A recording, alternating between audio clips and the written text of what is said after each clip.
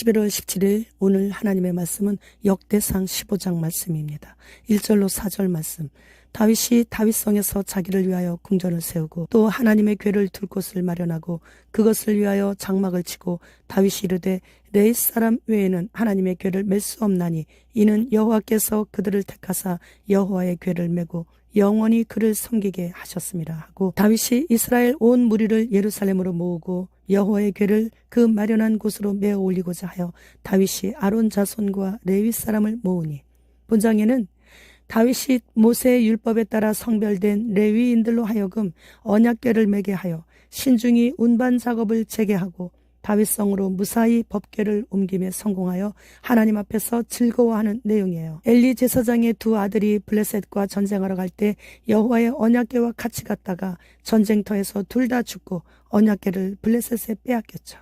그런데 언약궤가 가는 블레셋 지역마다 전염병이 돌아 많은 사람들이 죽어나가자 결국엔 이스라엘로 다시 돌려보내게 되었는데, 그때 수레에 실려보냈습니다. 이후 기럇 여아림 산에 사는 사람인 아비나답의 집에 언약궤를 모셔갔는데 20여 년이 지난 후 다윗이 사울 왕 때에는 언약궤 앞에서 묻지 않았었다고 하면서 이제는 모셔와야 한다고 아비나답의 집에서 언약궤를 새 수레에 싣고 나오는데, 기돈의 타작마당에서 갑자기 소들이 뛰자 아비나답의 아들 우사가 깜짝 놀라 궤가 수레에서 떨어질까봐 손으로 붙잡았다가 그 자리에서 하나님의 치심을 받아 급사를 하게 된 거예요. 민수기 4장 15절 말씀.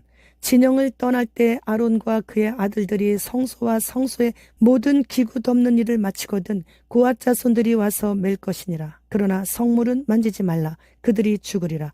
회막 물건 중에서 이것들은 고앗 자손이 맬 것이며, 성경에서 이렇게 분명하게 법궤 이동법에 대해 고앗 자손이 필히 어깨에 메고 이동해야 한다는 규례를 주셨어요.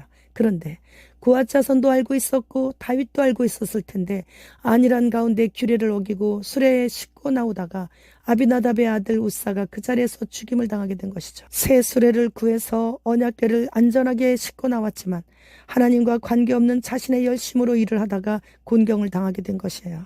따라서 매사의 열심도 좋지만 올바른 열심은 더 중요한 겁니다. 13절 말씀. 전에는 너희가 매지 아니하였으므로 우리 하나님 여호와께서 우리를 찢으셨으니 이는 우리가 규례대로 그에게 구하지 아니하였음이라 하니, 모든 일을 할 때에는 하나님의 규례대로 하는 것이 가장 중요한 거예요. 이렇게 우사의 죽음으로 인해 큰 교훈을 받은 다윗이 오늘 본장에서 또다시 여호와의 언약궤를 옮기는 장면이에요. 이번에는 계획을 수립하고 율법의 규정대로 철저한 준비와 완벽한 점검을 시행하는 거예요. 다윗이 자신의 왕궁을 세우면서 언약궤를 위해 따로 천막을 친 거죠. 지난날의 과오를 다시는 반복하지 않기 위해 철저하게 하나님의 방법과 규례대로 하나님의 궤를 모실 수 있는 레위인 중에서도 그앗 자손들을 많이 불러 모았습니다. 그리고 그들을 성결케 한 후에 예루살렘에 안전히 모시고 나서 이스라엘 백성들과 함께 여호와께 제사를 드렸고, 첫 번째 실수를 딛고 두 번째 성공적으로 여호와의 언약궤를 모시게 된 다윗은 너무나 기쁜 나머지 바지가 흘러내려가는 것도 모르는 채 춤을 추었어요. 이렇게 진심으로 하나님을 기뻐하는 자는 하나님도 그러한 자를 참으로 기뻐하시고 사랑하십니다. 2024년 5월에 WHO 회원국인 194개의 나라들이 모여 전염병에 관한 국제보건규정 개정안에 대한 최종 투표를 실시할 예정입니다.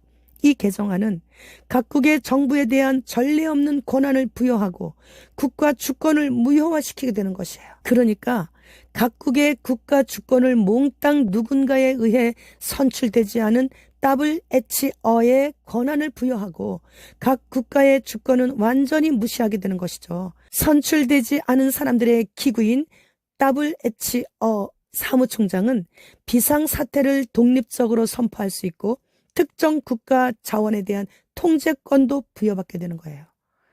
WHO 비상대책위원회는 보건대책에 관한 주권국의 결정을 무효로 할 수 있는 전례 없는 힘을 갖게 될 것이고, 글로벌 디지털 건강증명서를 시행하여 자신들의 뜻대로 권력을 휘두르게 되는 것이죠. 이 모든 계획은 EU에서 나온 것입니다. 이들은 사람을 빠르게 그리고 많이 죽이고 평생 불구로 만들 수 있는 대량 살상 무기인 화학 및 생물학 무기, 방사능, 핵, 그리고 5G와 연동된 신신 독물질을 사용할 것이고, 과거 베트남 전쟁에서 고엽제 살포와 가난한 나라에는 다이옥신 제초제, 그리고 한국전에서도 여러 가지 전염성 세균 등 많이 사용해 왔었고, 그리고 현재도 사용하고 있고요. 이 모든 전권을 각 정부로부터 위임받아 이제 본격적으로 시행하겠다는 거예요. WHO 권력자들은 그들의 어젠다가 각 나라 정부의 주권 이양이고, 흰신 강제로 신게 하여 여러 가지로 사회적 불이익을 당하게 하고, 생물학 무기에 나노 입자 넣어 빠르게 많이 죽이고 불구되게 하는 것이라고 슈왑과 WHO 공동 창업자의 아들이 폭로했습니다. 주님 지금 오십니다. 주님 어서 오시옵소서. 마라나타.